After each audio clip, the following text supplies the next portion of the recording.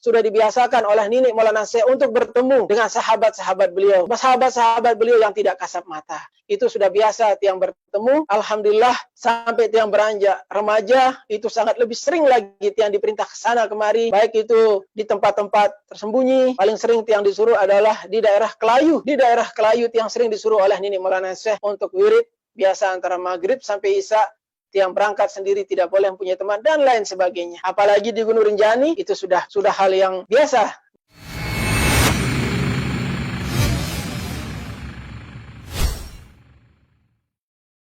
Nini Maulana Syekh memberikan tiang nama Tuan Guru Bajang.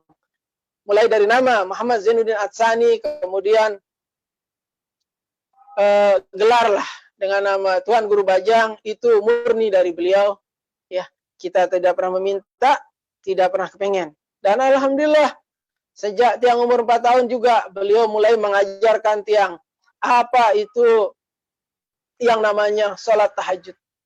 Apa kata beliau setelah tiang beranjak remaja, dulu yang pertama kamu bisa hafal sejak umur 2 tahun, kata beliau. Sejak umur 2 tahun adalah surat Al-Ikhlas. Jadi beliau menyampaikan itu yang pertama Tuan Guru Bajang hafal. Setelah itu baru surat Al-Fatihah.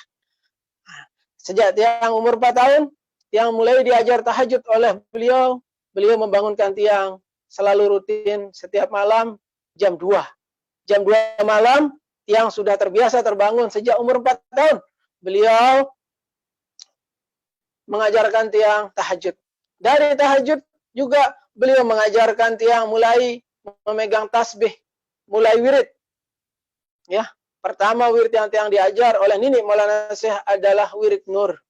Wirid nur itu yang beliau ajarkan kepada tiang, dan alhamdulillah dari hayat beliau sampai makin wirid nur dipegang oleh Tuan Guru Haji Wildan Pringga Jurang. Ya, beliau lah yang memegang wirid nur.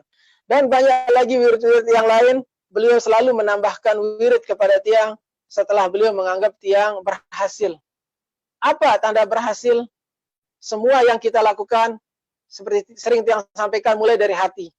Mulai dari hati yang ikhlas, mulai dari hati yang tulus, insya Allah kita akan mendapat keberhasilan.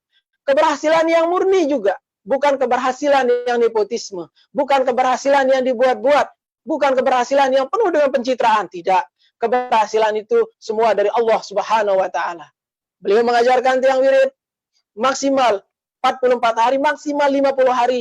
Beliau tambah wirid tiang, beliau tambah dan beliau tambah. Itulah alhamdulillah pengajaran dari Nini Maulana Syekh tentang wirid.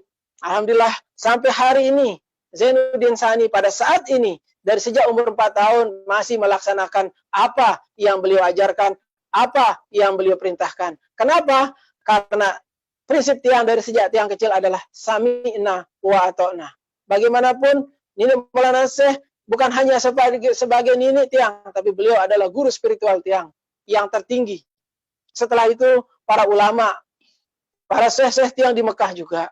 Alhamdulillah tahadus binikmah sangat banyak hubungan dari Nini Maulana Syekh dengan para ulama di Mekah. Alhamdulillah tiang dekat dengan para ulama di Mekah bukan semata-mata karena cucu, bukan semata-mata karena berhadapan langsung. Di saat yang belum dikenal juga kadang-kadang semua merasa dekat. Kenapa?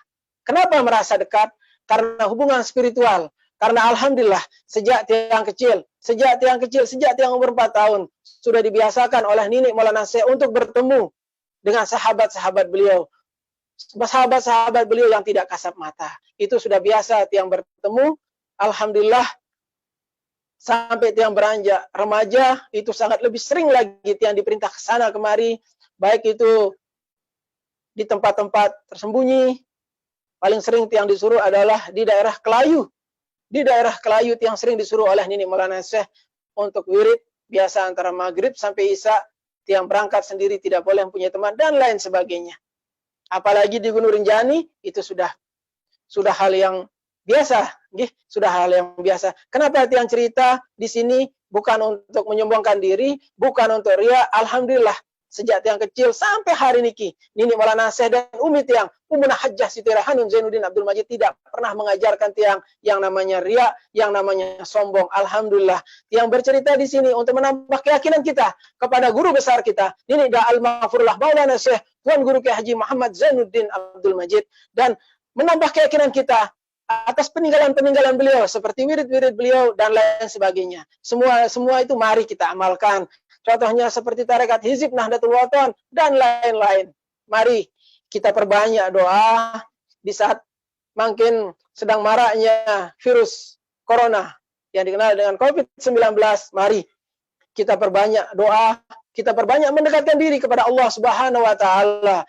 Kita mungkin pelunggu sami yang tidak pernah tahajud, kita pasti melaksanakan sahur.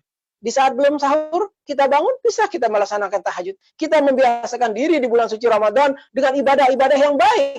Insya Allah setelah Ramadan kita akan melanjutkan dengan amalan-amalan itu menuju yang lebih baik lagi. Semua itu dengan kebiasaan. Sesuatu kebiasaan tidak akan bisa didapatkan dengan instan. Sesuatu apapun yang kita inginkan, tidak ada yang instan. Semuanya harus melalui usaha. Contohnya orang berusaha, orang berbisnis, pasti mulai dari bawah. Tidak ada orang langsung mau naik di atas. Tidak ada orang langsung mau naik di atas. Begitu juga di organisasi Nahdlatul Wathon. Didikan dari pendiri Nahdlatul Wathon yang perhatikan, kita mulai dididik dari bawah. Kita mulai dididik dari bawah. Tidak pernah beliau langsung didik kita di atas. Tidak pernah. Yang juga menjadi ketua umum pengurus besar Nahdlatul Wathon tidak langsung menjadi ketua umum pengurus besar Nahdlatul Wathon. Yang mulai dari bawah. Selalu mulai dari bawah. Mulai dari PNW dan lain sebagainya. Dan terakhir sebelum menjadi ketua umum pengurus besar Nahdlatul Wathon, tiang niki menjadi ketua wilayah Nahdlatul Wathon Nusa Tenggara Barat. Dari sanalah terus tiang menjadi ketua umum pengurus besar Nahdlatul Wathon. Kenapa? Semua itu adalah untuk mendidik kita. Untuk mendidik kita. Sesuatu yang kita jalankan dengan proses, dengan sesuatu yang kita jalankan dengan instan, itu berbeda. Itu sangat berbeda. Itu sangat berbeda. Kita merasakan bagaimana usaha kita. Kita merasakan bagaimana capek kita di dalam melaksanakan ikhtiar kita, di dalam melaksanakan semua perjuangan, khususnya di dalam organisasi Nahdlatul Wathon. Kita berjuang, sangat indahnya kita mulai dari yang biasa-biasa saja. Dan kita juga, jadi apapun kita, walaupun menjadi ketua umum pengurus besar Nahdlatul Wathon, kita harus berperilaku yang jamak-jamak. Tidak ada yang disombongkan. Tidak perlu ada yang disombongkan. Tidak perlu titel-titel itu disombongkan. Tidak perlu. Kita harus jamak-jamak. Kenapa? Karena kita hidup di dunia ini adalah sebagai hamba Allah. Kita hidup di dunia ini untuk sementara. Kita hidup di dunia ini untuk mendapatkan surganya Allah. Pilihan ada pada kita. Kita mau pada surganya Allah atau mau pada nerakanya. Pilihan ada pada kita. Bagaimana kita menjalankan hidup dengan baik. Bagaimana kita menjalankan hidup dengan penuh ketaatan kepada Allah Subhanahu wa taala. Itu yang terpenting. Itu yang terpenting. Jadi saya minta kepada kita semua, mari kita introspeksi diri. Kita introspeksi diri. Di mana letak kekurangan kita? Manusia tidak ada yang sempurna. Manusia tidak ada yang sempurna. Jangan banyak aku-akunya. Jangan banyak saya-sayanya. Semua kita hidup bermasyarakat. Yang nama hidup bermasyarakat, kita semua saling membutuhkan. Antara individu yang satu dengan individu yang lain, kita saling membutuhkan. Kita saling membutuhkan. Mari, bagaimana kita tetap berbuat baik kepada sesama. Jangan menyombongkan diri. Jangan berbuat dosa dengan tipu muslihat apapun yang kita lakukan. Tipu muslihat itu sangat jahat. Mumpung bulan suci Ramadan, salah satu doa yang diijabah oleh Allah Subhanahu wa taala adalah doa orang-orang yang sedang melaksanakan ibadah puasa. Doa yang orang-orang yang sedang melaksanakan ibadah puasa itu sangat dikabulkan oleh Allah Subhanahu wa taala. Bagaimana yang dikabulkan? Doa-doa yang baik. Doa-doa yang sesuai dengan syariat Islam. Doa-doa yang keluar dari hati kita yang terdalam. Bukan hanya doa di lisan saja. Doa di lisan dengan doa yang keluar dari hati itu berbeda. Allah Subhanahu wa taala akan melihat hambanya bukan hanya dari jasadnya, tapi melihat dari batinnya. Bagaimana menjaga batinnya, bagaimana menjaga hatinya, bagaimana menjaga perilakunya. Allah Subhanahu wa taala insya Allah akan mengabulkan doa hambanya. Yang lain juga Allah Subhanahu wa taala akan mengabulkan doa-doa hambanya. Yang apa? Doa hambanya yang dizolimi. Doa hambanya yang dizolimi. Allah Subhanahu wa taala akan mengabulkan doa tersebut. Ya.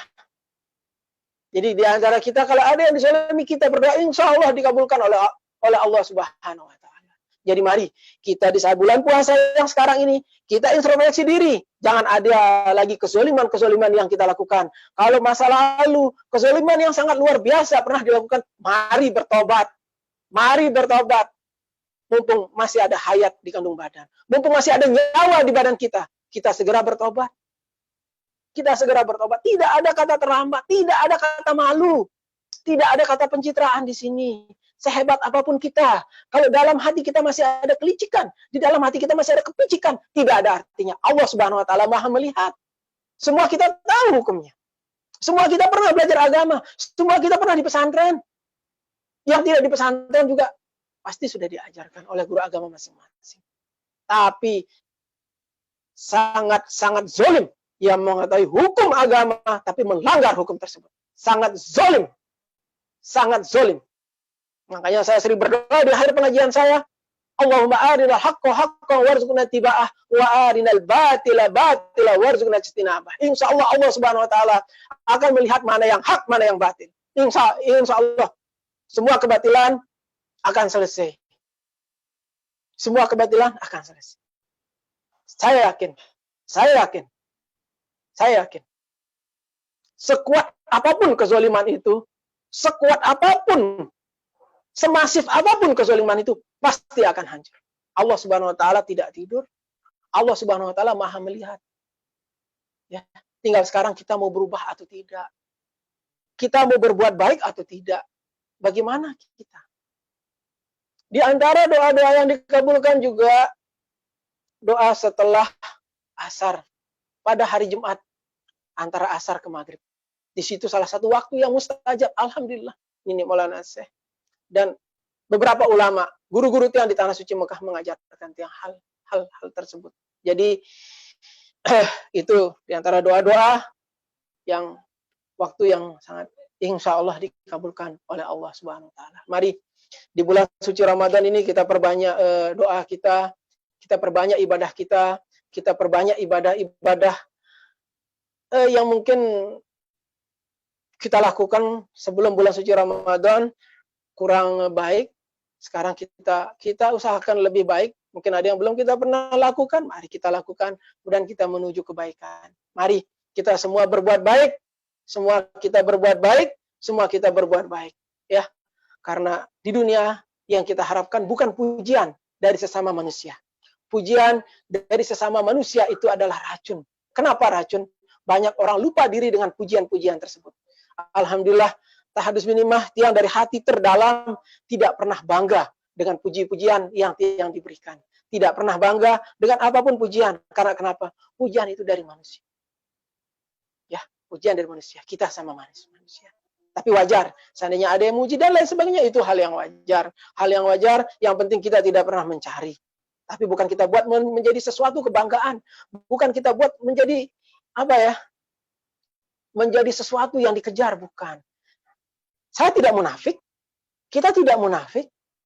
Siapa yang tidak senang dipuji? Tapi jangan kita menganggap pujian itu menjadi sesuatu keangkuhan, menjadi sesuatu yang luar biasa di hati kita. Anggap pujian itu hanya lewat, hanya dari lisan seorang hamba Allah, hanya dari lisan saudara-saudara kita yang seiman, hanya dari lisan saudara-saudara kita yang sebangsa dan setanah air. Jadi majelis dakwah Hamzah Wadi II adalah untuk pengkaderan ke-NU-an, pengkaderan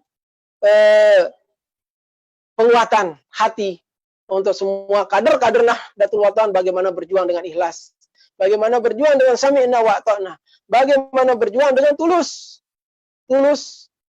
dari hati, tulus, dari lubuk hati, mari kita berjuang di Nahdlatul Wathon dengan bersama-sama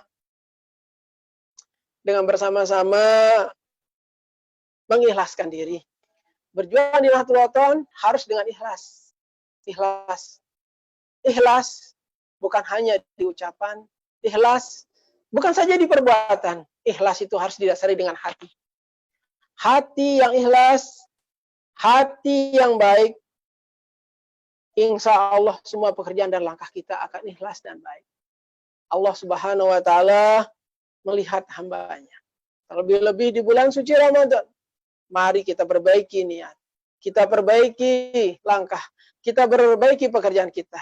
Kita perbaiki hati kita menuju yang baik. Tinggalkan kezaliman-kezaliman yang pernah kita lakukan.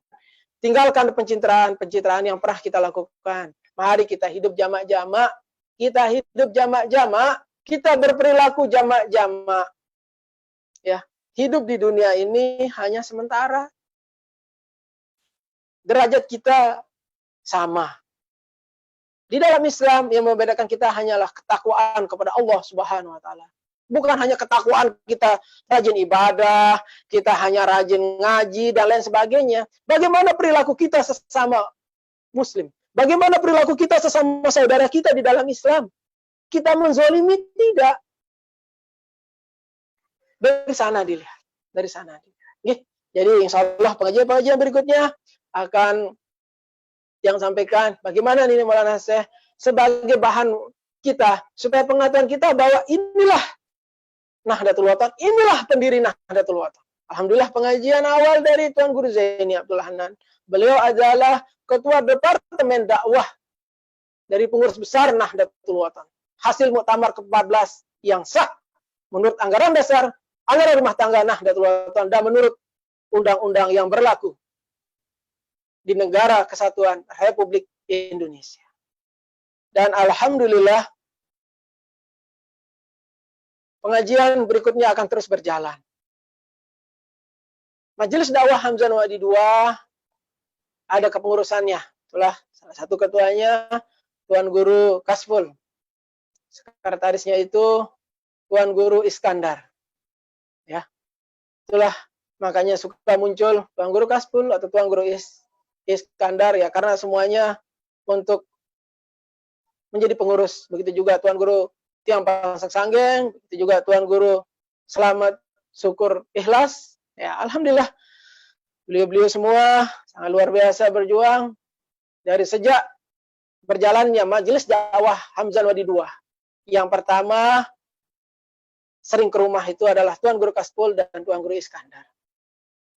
Dari dua Tuan Guru inilah yang meminta untuk kita sama-sama memulai. Beliau berdua inilah yang minta, mari kita mulai. Ya memang dari ini Maulana Syekh, setahun sebelum majelis dimulai, memang beliau sudah meminta Tiang mulai.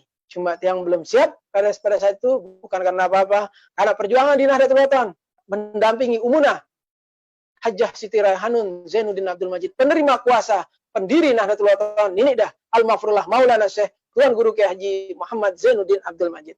Alhamdulillah Nahdlatul Wathon bersama relawan ya.